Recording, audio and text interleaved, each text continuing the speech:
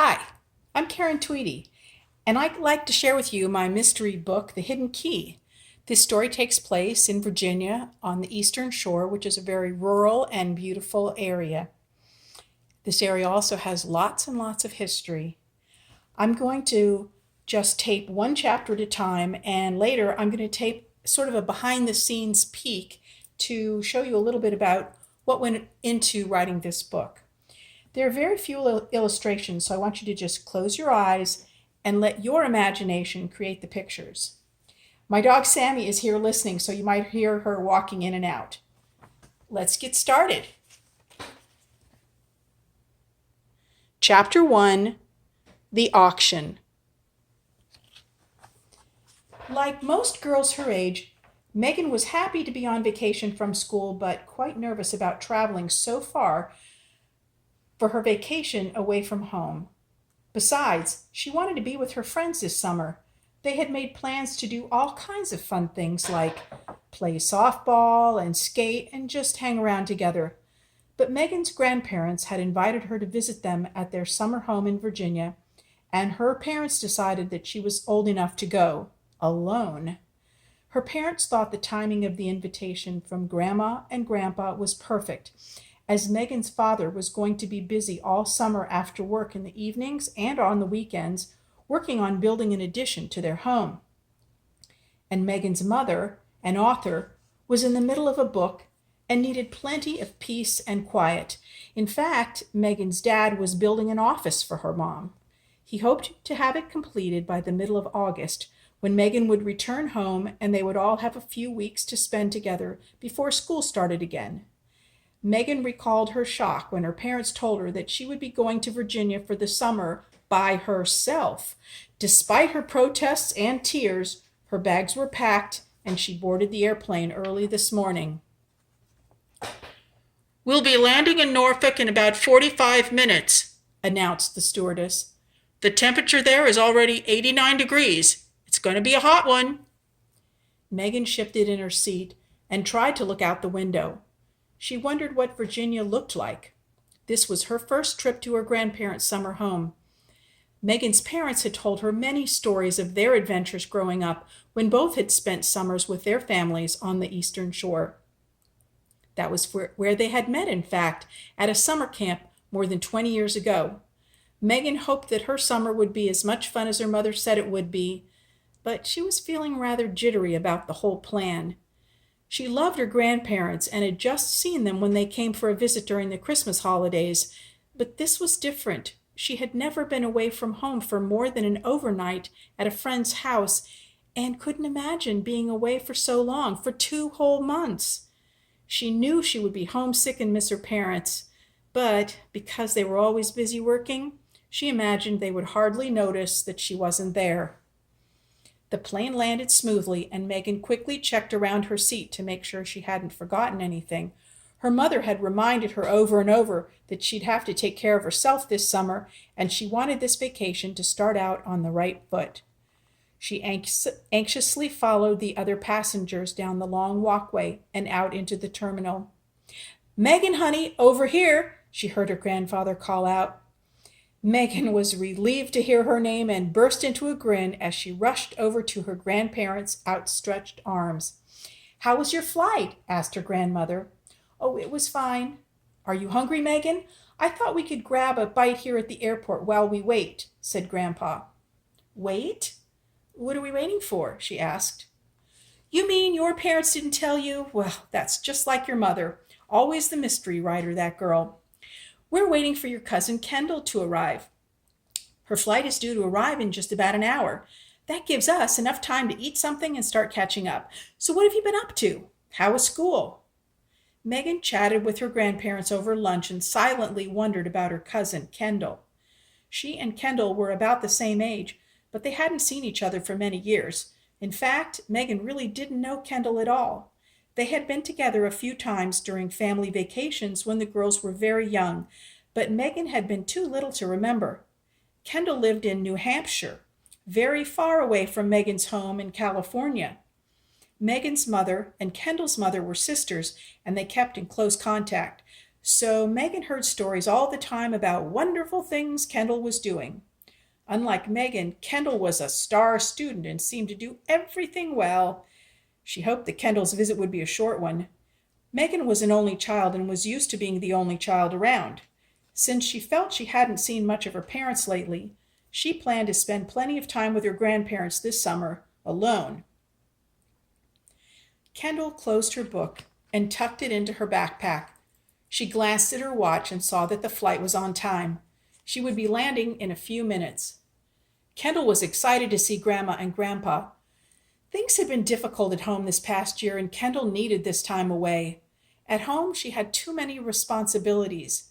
She felt she spent all her time looking after her two younger brothers and helping around the house with cleaning, and lately even with some of the cooking. Her mother was always telling her how much she needed Kendall and depended on her. She looked forward to being the only child for a change. Her two brothers were spending the summer at camp, and Kendall couldn't wait to spend long, lazy days with Grandma and Grandpa at their summer home. It would be fun to be an only child for a change. "Kendall, honey, we're over here," she heard Grandpa call. Kendall waved in reply as she made her way past all of the passengers with their bags and suitcases. She broke into a wide smile as she approached her grandparents. "Hi, Grandma. Hi, Grandpa. I'm so glad to see you." "You look wonderful, Kendall. I'm so glad you can be with us for the summer," said Grandma. "And did you know that Megan's going to be with us too? Isn't that wonderful?" In all the confusion of the other passengers, Kendall hadn't noticed the shy young girl standing next to her grandparents. "Megan?" Kendall stared at the small girl. "I didn't know you were coming." She turned quickly to face her grandmother. "Grandma, why didn't you tell me about Megan?" she asked irritably. "I guess it slipped my mind," said her grandmother with a smile. "But both of your mothers knew.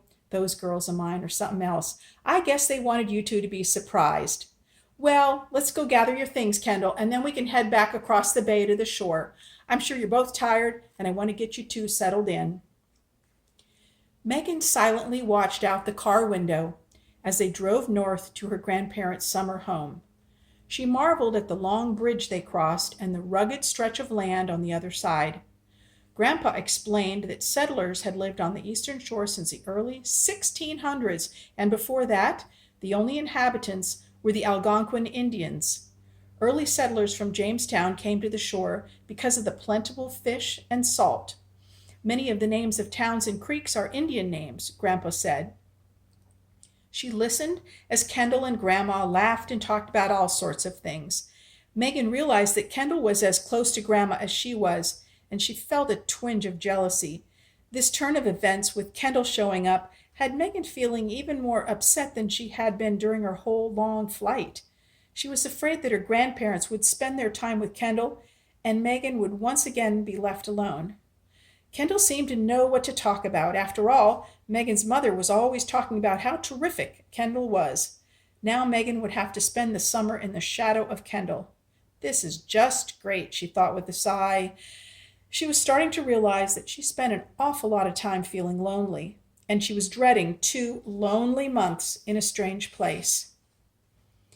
Kendall listened as Grandma talked excitedly about activities she had been planning for the girls.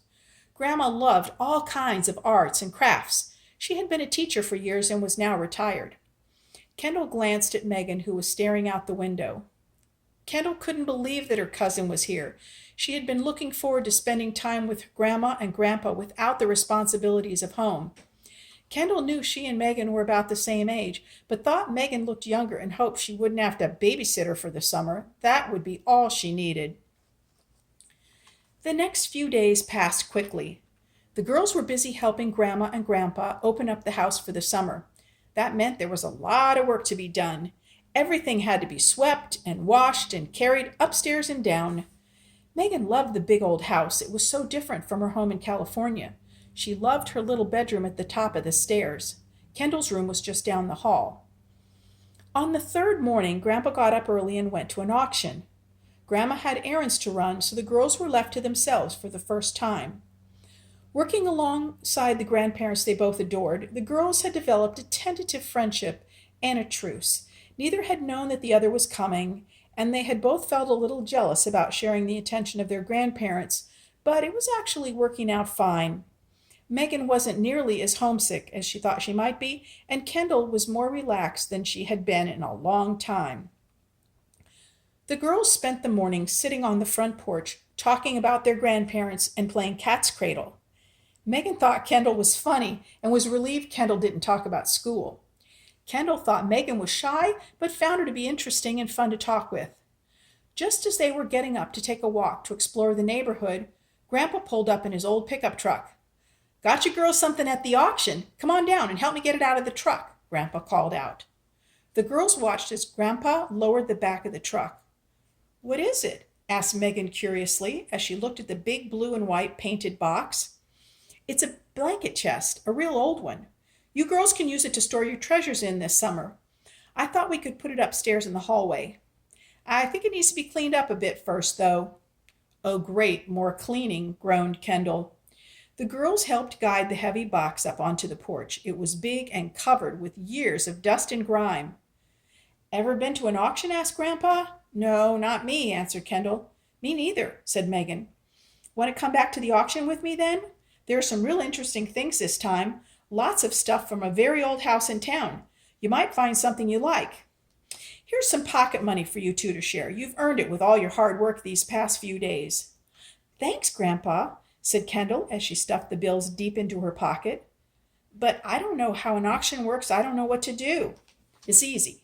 Jump into the truck and I'll give you a quick lesson in auction buying while we drive over there." "Let's go," Megan laughed as she raced Kendall to the truck.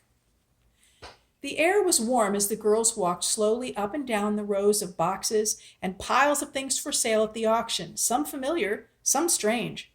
Grandpa had explained how to buy at the auction, had gotten them a bidding number, and sent them on their own. He was standing to the side with a group of men looking over some old farm equipment. In the background was the constant drone of the auctioneer. "Who will give me $2, now $3, now $4, 5, 6, 6. Anyone for 6, going, sold for $5 to number 46. Next item now, here's a good one. Who'll start me out at 5. In the last row, Kendall spotted a tall cardboard box with brightly colored yarn on the top. "Hey, Megan, look at this stuff." Megan touched the yarn, then lifted up a handful. "It's really pretty. Maybe Grandma would like this. She could make something with it, or maybe even teach us how to knit. What else is in the box?" "I don't know. There's lots of other stuff under the yarn. Some material and other stuff at the bottom." Kendall was bent down trying to look further into the big box when she suddenly stopped digging and stood up. "Megan," she whispered sharply, "this stuff looks really old. There's some kind of old box, maybe a jewelry box, and lots of other stuff. I think we should buy this box." "Can I see?" exclaimed Megan excitedly as she started pulling yarn from the top of the box. "Wait," Kendall whispered. "Remember what Grandpa told us. He said sometimes you find really neat stuff hiding in boxes, but the trick is not to draw a lot of attention to it. That way there aren't tons of other people looking too." "Oh, well, what should we do?" "Let's keep moving down the road to the end and pretend to look at the rest of the stuff, but keep an eye on our box." The auctioneer finished selling some old chairs, then moved over to the last row. "Folks, as soon as I finish up with these boxes here, I'll be selling the beautiful set of Victorian parlor furniture over there under the tree. If you haven't looked it over, better do it now. It's real pretty. Haven't seen anything this nice in a long time." The crowd of people drifted over toward the tree, leaving just a few standing with the auctioneer. "Let's finish up with these boxes. Now, who'll give me 5 for this one? Real nice kitchen stuff here. 5? 4? How about 3? $3 got 3. Now 4. Sold for $3 to you, sir." The girls stood nervously at the edge of the group of bidders.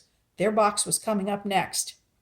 "Here's a fine bunch of yarn for you ladies out there. And lots of other stuff, too. Big box. You never know what you might find. Who'll start me out with $20? $20? Whispered Kendall to Megan with growing concern. "I thought he would start it at $2 like the other ones. We don't have that much money, but we have to get that box." The girls didn't know what to do. 20. Anyone bidding 20? 10. Anyone give me 10? Come on, folks, let's get this started. How about 5? The crowd under the tree was growing and forming a deepening circle around a big desk. A man was pulling out the drawers and examining them carefully. It caught the attention of the bidder standing with the auctioneer, and they walked over to join the crowd. Who'll give me $3 for this night's box? Okay, start me at $2. Anyone? $2? The auctioneer pleaded. Megan elbowed Kendall, and Kendall raised up their bidding card so that the auctioneer could see her.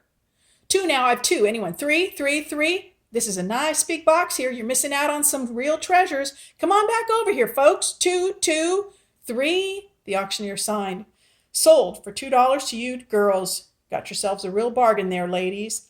We got it! I can't believe it! Let's go tell Grandpa, shouted Kendall with glee.